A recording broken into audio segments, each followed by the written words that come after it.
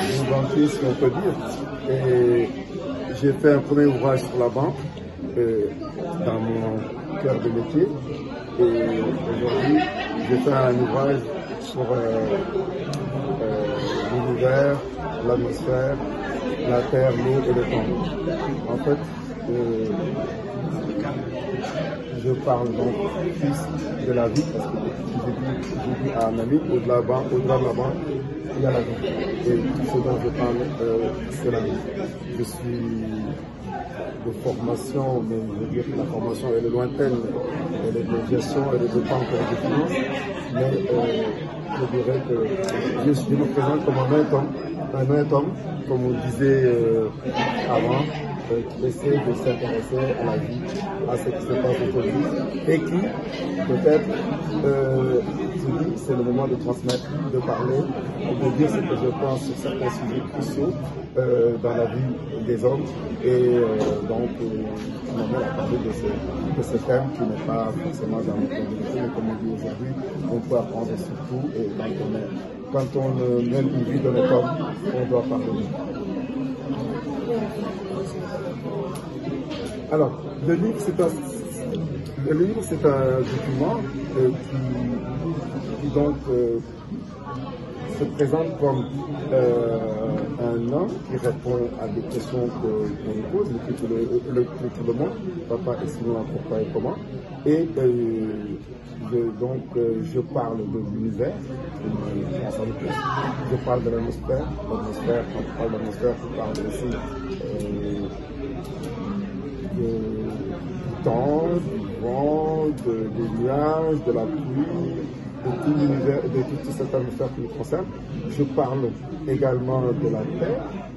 Je parle de la terre, de sa composition, de sa tout ce qu'il faut faire pour la préserver, de l'eau, et c'est important, de l'eau, parce que l'eau, c'est la vie, notre vie a commencé dans l'eau, et donc c'est extrêmement important, et donc je parle de l'eau également, et sur tous ces sujets, je réponds à des questions, certaines sont scientifiques, sont savantes, d'autres sont, je dirais, insolites, naïves, mais toutes des questions qui nous intéressent. Par exemple, je pose la question que peut-être beaucoup d'entre vous se posent, pourquoi le célébré demain, et je me suis mis dans la peau d'un père de famille ou d'un grand-père qui répond aux questions de ses enfants, et je peux vous dire que c'est dans la réalité, parce que quand on a résolvé tout, mon petit-fils a demandé à sa grand-mère d'où vient l'eau.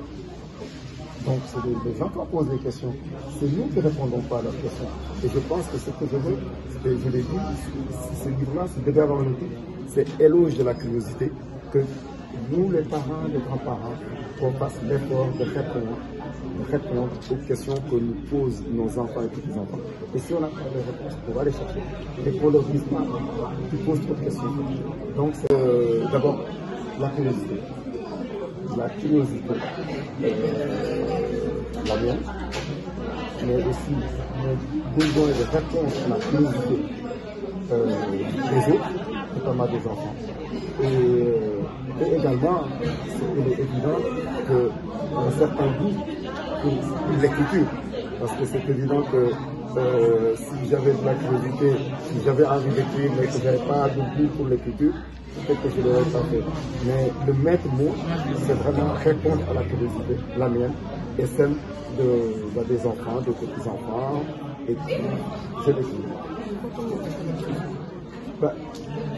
Mon mot de clôture, c'est un peu ce que j'ai dit dans la conclusion. C'est que je suis émerveillé par la complexité de notre univers, du monde. Je suis émerveillé par l'ordre qui fait que la vie, qui règne dans cet univers qui fait que la vie est possible, reste possible. Émerveillé par les relations qu'il y a entre ces différents, entre l'univers, l'atmosphère, la terre, les océans. Et également, je dois dire, une menace qui pèse sur la vie. Parce qu'il y a énormément de phénomènes qui sont des menaces sur la vie. Dans la pollution dont nous sommes tous responsables. Le réchauffement climatique aussi. Nous en sommes tous responsables plus ou moins. Chacun peut faire des efforts à son niveau.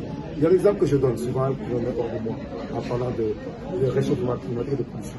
Quand je roule derrière une voiture, que je vois son positionnement qui laisse sortir d'un nuage de fumée, je dis que celui-là n'est pas conscient. Il contribue à sa petite échelle au réchauffement climatique, à la pollution de l'air. Dakar, aujourd'hui, est une des villes les plus polluées du monde. Mais c'est notre faute, c'est par là aussi. C'est la faute des unes d'autres, mais est-ce qu'à notre niveau, on fait ce qu'il faut? L'autre jour, je vois quelqu'un, par exemple chez moi, qui brûlait des arbres en mauvaise terre et tout le quartier était blanc de fumée. Je dis, mais vous êtes en train de rendre malade des asthmatiques. Vous êtes en train de vous polluer. Trouver autre chose. Donc, vous voyez, donc, et la qualité de l'eau.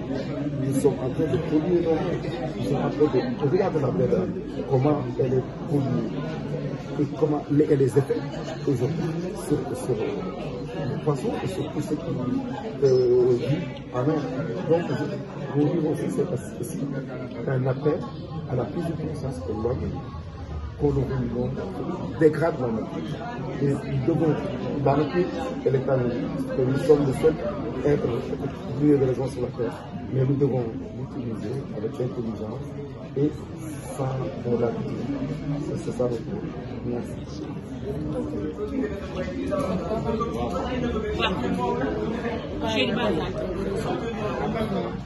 Alors,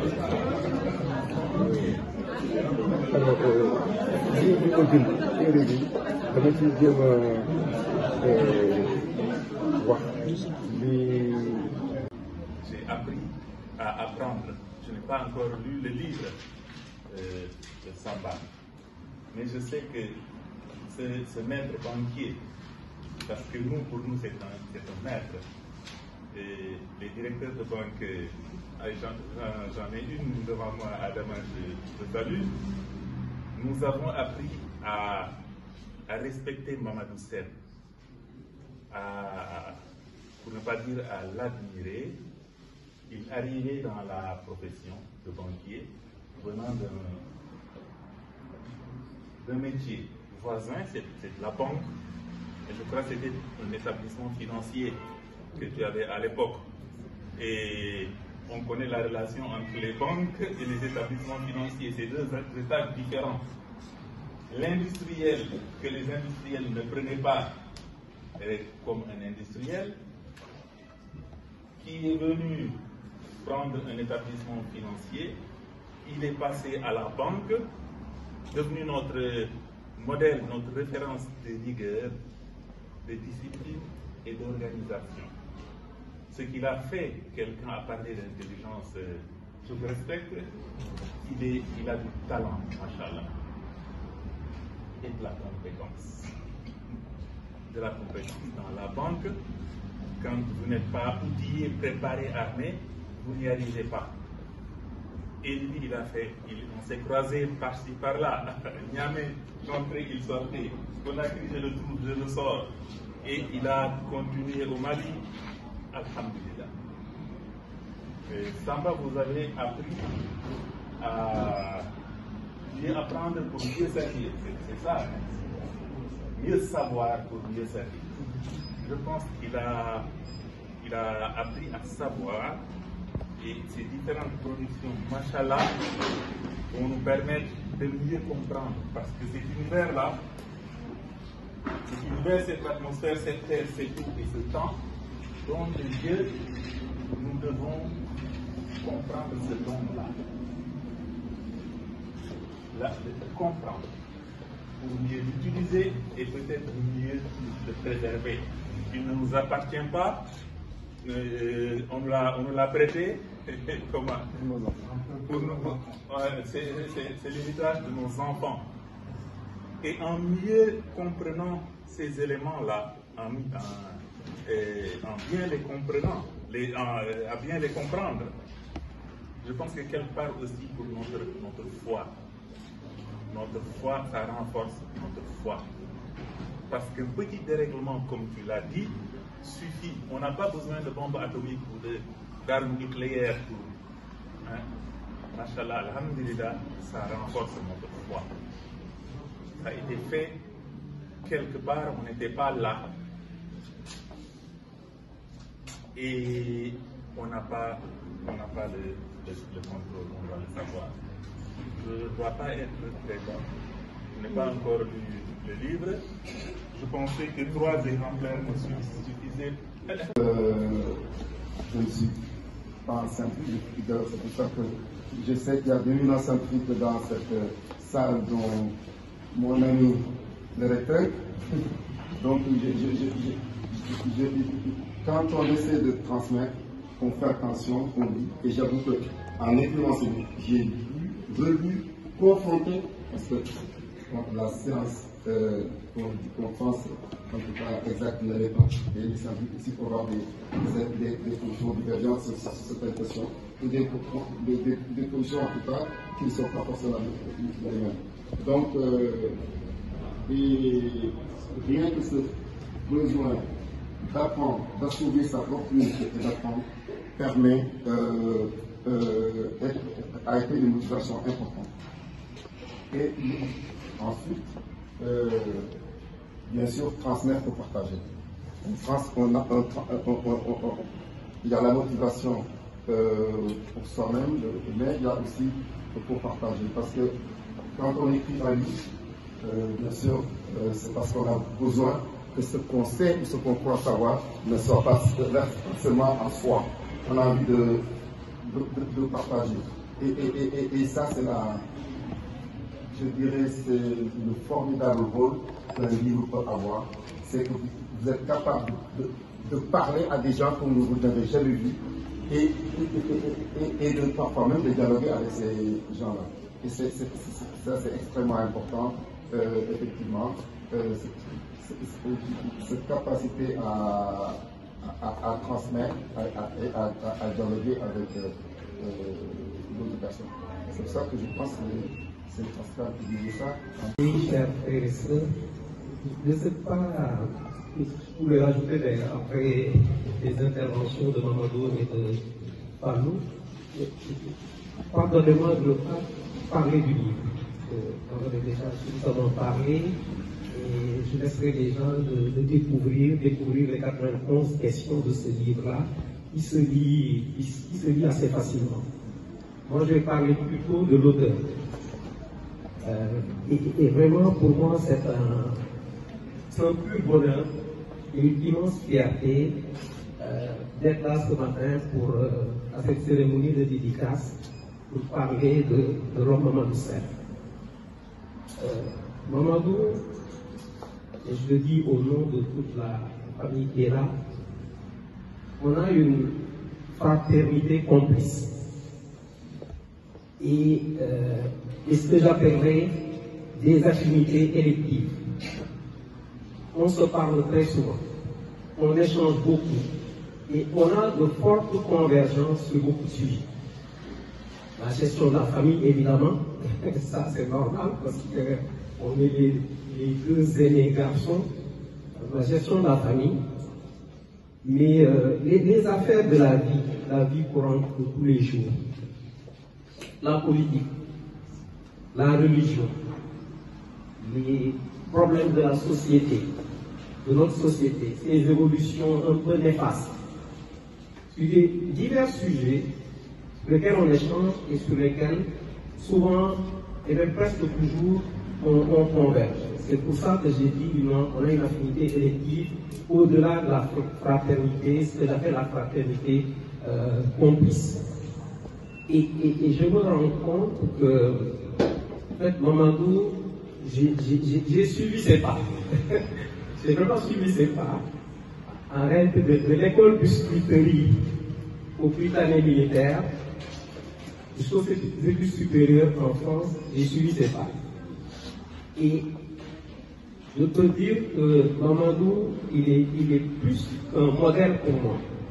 C'est une boussole. Une boussole, ça guide, ça montre le chemin. Et c'est une boussole.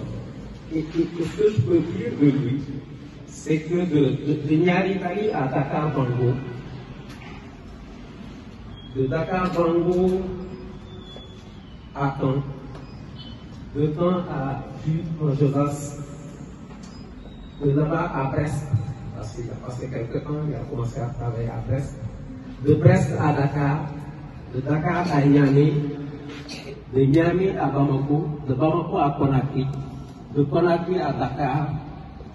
Il a toujours été un modèle d'excellence.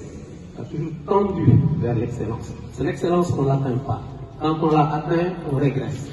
Donc, une tension permanente vers l'excellence. Toujours été un modèle d'excellence, un modèle de droit pur et un modèle, je dirais, de recherche. Je dis des recherches parce que rien ne lui prédestinait à écrire des livres sur l'univers, la planète, le ciel et la terre. Mais il l'a fait et je le salue parce que c'est quelque chose que peut-être que nous devons faire pour nos progéniteurs. Aujourd'hui, je dirais que ce n'est pas un livre qui est destiné aux plus âgés, aux enfants, mais c'est un livre didactique. Comme je le dis, tout un chacun, nous apportons, quand je dis nous, de par ma formation professionnelle, je dis nous les organismes vivants, y compris les êtres humains, les animaux et les plantes. Nous partageons un même écosystème et nous devons comprendre cet écosystème pour pouvoir la projeter pour nos progéniteurs. Et aujourd'hui, il a fait écrire, faire comprendre. Moi, je serai très heureuse d'en offrir à mes étudiants et de leur dire, voilà, ça c'est un banquier de profession qu'il a écrit pour vous montrer que là, les connaissances n'ont pas de limite. Vous devez aller au-delà de ce qu'on vous enseigne, parce que également c'est une forme pédagogique de leur dire, comme on leur dit tout le temps, ce qu'on vous donne dans les amphithéâtres, ce qu'on vous donne dans les classes n'est pas suffisant. Vous devez aller au-delà, vous devez aller chercher. Aujourd'hui, dans la commission de l'Union européenne, de l'Union africaine, la commission de l'éducation, apprendre à apprendre est une compétence que nous partageons, nous, toutes les universités, les universitaires. Donc vraiment, je salue, moi, mes propos, je vais les axer sur ça. Je salue l'initiative et je pense que ça va faire tâche d'huile.